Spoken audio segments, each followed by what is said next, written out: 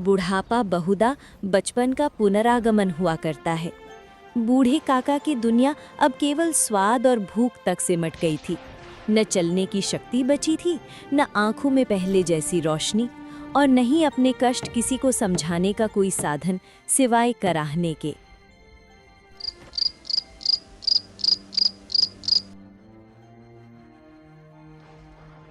उनके हाथ पांव कांपते रहते थे, ठंडी जमीन पर कंबल ओढ़े पड़े रहते थे। जब घर में भोजन देर से बनता या उनकी थाली में कम आता तो वे बच्चों की तरह करहाने लगते।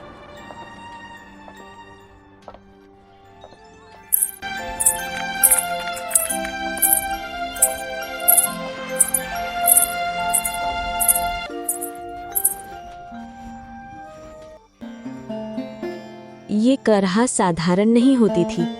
ठंडी हवा में उनकी आवाज कांप कांप कर निकलती, पर घर वाले कहते काका को तो बस खाने की पड़ी रहती है।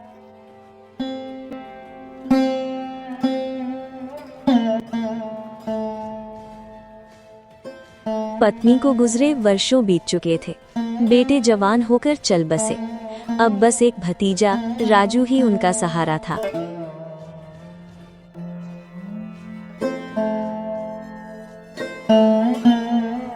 अपनी सारी जमीन जायदाद बूढ़े काका ने उसी भतीजे के नाम कर दी थी। लिखते समय राजू ने बड़े बड़े वादे किए थे, पर वे सब ठंडी हवा में उड़ते शब्द निकले।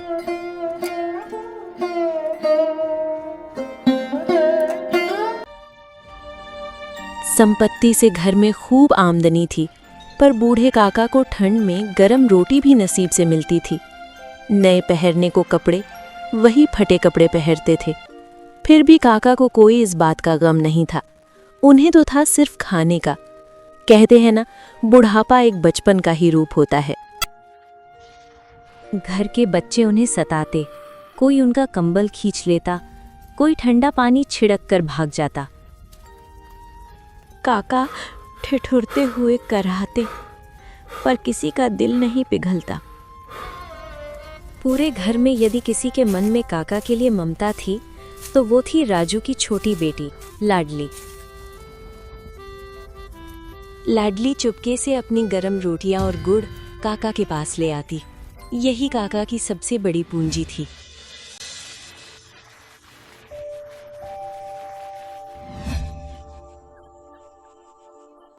आज कड़ाके की ठंड की रात थी। आंगन में अलाव जल रहा था।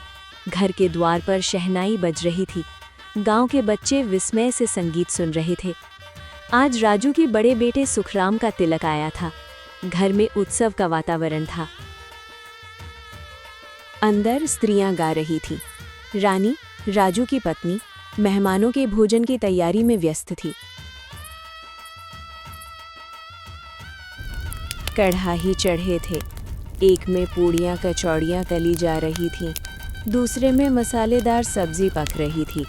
घी और मसालों की सुगंध चारों ओर फैल रही थी।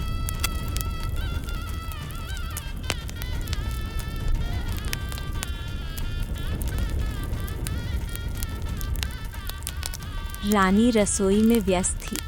कढ़ाई में गरम गरम पूड़ियां छन रही थी, हांडी में सब्जी उबल रही थी।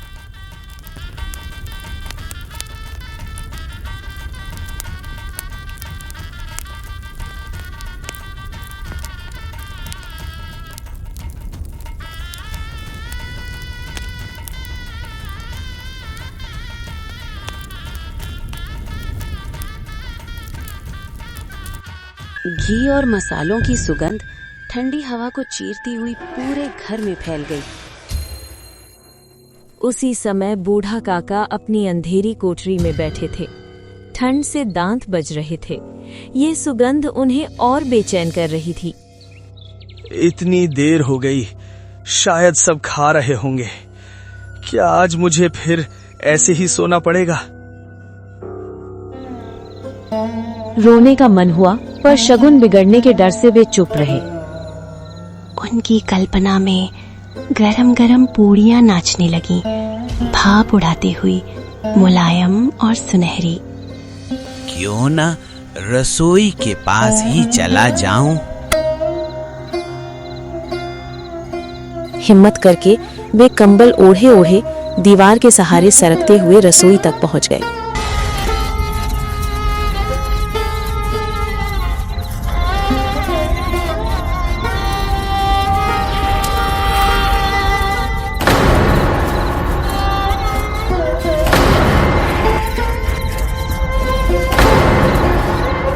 रानी काम के बोझ से परेशान थी।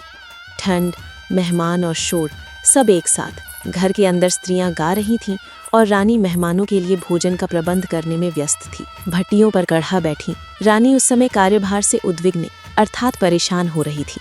कभी इस कोठे जाती, कभी उस कोठे, कभी कढ़ाई के पास आती तो कभी भंडार में जाती। इतने में किसी ने कहा, महाराज ठंडाई मांग रहे हैं। वो ठंडाई देने लगी। तभी एक आदमी ने आकर पूछा, अभी भोजन तैयार होने में कितनी देर है? जरा ढोल मंजीरा उतार दो। बेचारी अकेली स्त्री दौड़ते दौड़ते व्याकुल हो रही थी, झुंझलाती थी, कुड़ती थी, परंतु क्रोध प्रकट करने का अवसर रूपा को नहीं मिल रहा था। रूपा को भय था कि कहीं पड़ोस ने ये न कहने लगे कि इतने में ही उबल पड़ी। जैसे ही उसकी नजर काका पर पड़ी, वो तिलमिला उठी। इतनी कड़ाके की ठंड में भी पेट की आग नहीं बुझी? कोठरी में बैठे बैठे दम घुट रहा था क्या? अभी भगवान को भोग तक नहीं लगा, मेहमानों ने एक निवाला भी नहीं खाया और तुम रसोई में चले आए। जरा भी शर्म लाज बची है या नहीं? उम्र का लिहाज भी भूल गए हो क्या? हर वक्त बस पेट पेट पेट, सबके सामने तमाशा बना देते हो। कभी तो सब्र करना सीखो। अब जाओ यहाँ से और दोबारा नजर मत आना। बूढ़ा काका न बोले न रोए, कंबल संभालते हुए चुपचाप लौट गए।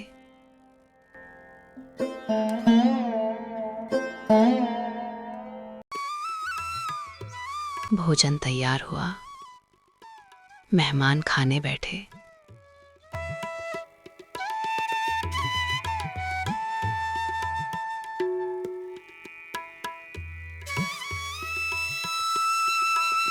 काका को पछतावा हो रहा था।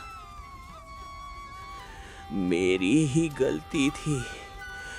पहले मेहमान, फिर घर वाले, मेरी बारी सबसे बाद। वे बुलावे का इंतजार करते रहे। रात और ठंड दोनों गहराते गए। शायद सब सो गए। अब जाकर फिर देख लेता हूँ। बहुत तेज भूख लगी है। वे फिर उठे और आंगन की ओर बढ़े।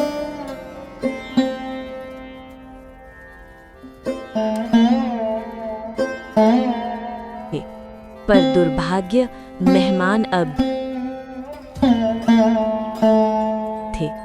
राजू ने काका को देखा तो क्रोध से भर उठा। बिल्कुल बेशर्म हो गए हो। अभी तो मेहमान भी नहीं खाए और तुम्हारे पेट में आग लगी है। तुम आ गए हमारी बेइज्जती करवाने। अंदर चलो चुपचाप, तुम्हें आज खाना वाना कुछ नहीं मिलेगा। उसने काका को घसीटकर ठंडी अंधेरी कोठी में बंद कर दिया। सबने पेट भर खाया, पर बूढ़े काका को किसी ने नहीं पूछा। केवल लाडली का दिल कांप रहा था। इतनी कड़ाके की ठंड में काका भूखे कैसे रहेंगे? ठंड में पेट और ज्यादा जलता है।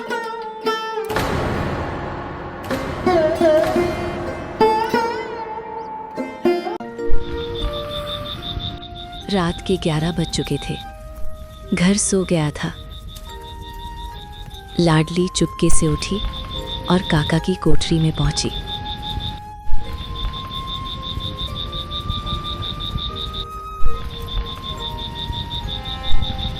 काका, पूछो, मैं गरम पूड़ियाँ लाई हूँ। काका ने आवाज पहचानी। लाडली, तू? लाडली ने पूड़ियाँ थमा दी। तेरी अम्मा ने दी हैं। नहीं काका, ये मेरे हिस्से की है। काका कांपते हाथों से पूड़ियाँ खाने लगे।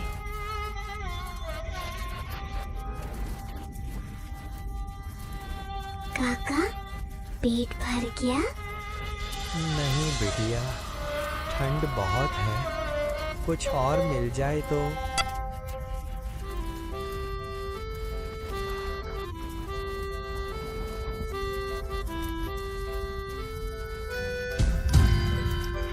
लाडली उन्हें जूठे पत्तलों के पास ले आई। काका ठिठुरते हुए पत्तलों से टुकड़े चुनने लगे। उसी समय रानी की नींद खुल गई। उसे पता चला कि लाडली उसके पास नहीं है। वो चौंक कर उठ गई और चारपाई के इधर उधर ताकने लगी कि कहीं लाडली नीचे तो नहीं गिर पड़ी। अचानक उसने चारपाई से उठकर देखा।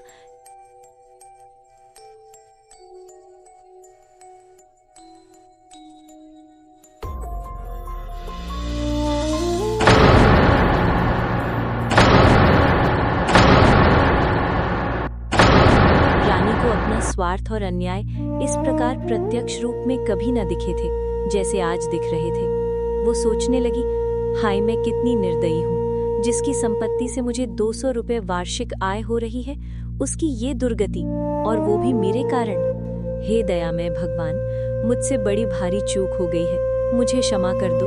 आज मेरे बेटे का तिलक था, सैकड़ों मनुष्यों ने भोजन किया, मैं उनके इशारों की दासी बनी रही, अपने नाम के लिए सैकड़ों रुपए खर्च कर दिए, परंतु जिसकी बदौलत हजारों रुपए खाए, उसे इस उत्सव में भरपेट भोजन भी नहीं दे सकी, केवल इसी कारण कि वो असहाय है। जो दृश्य उसने देखा, उससे उसका दिल कांप उठा। हे भगवान, ये क्या हो गया? क्रोध नहीं, करुणा उमड़ पड़ी। हे प्रभु, इस पाप का दंड मुझे ही देना। अगर किसी को सजा मिलनी है तो मुझे मिले। मेरे बच्चों को मत छूना, उनके सिर से ये पाप हटा लेना। मैं हाथ जोड़ती हूँ, बस उन्हें बचा लेना।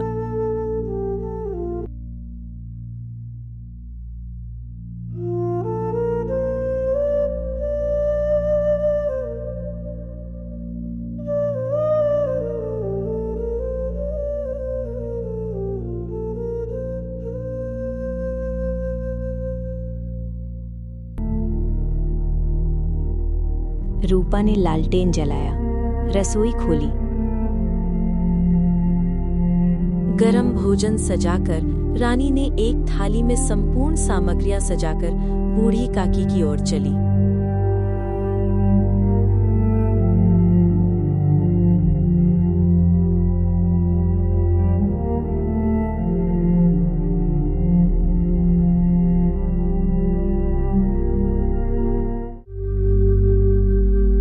काका, मुझसे बहुत बड़ी भूल हो गई, भोजन कर लो। बूढ़ा काका बच्चों की तरह सब भूल कर खाने लगा। ठंड से कांपता शरीर तृप्ति से शांत हो गया और रूपा उस करुण दृश्य को देखकर मौन बैठी।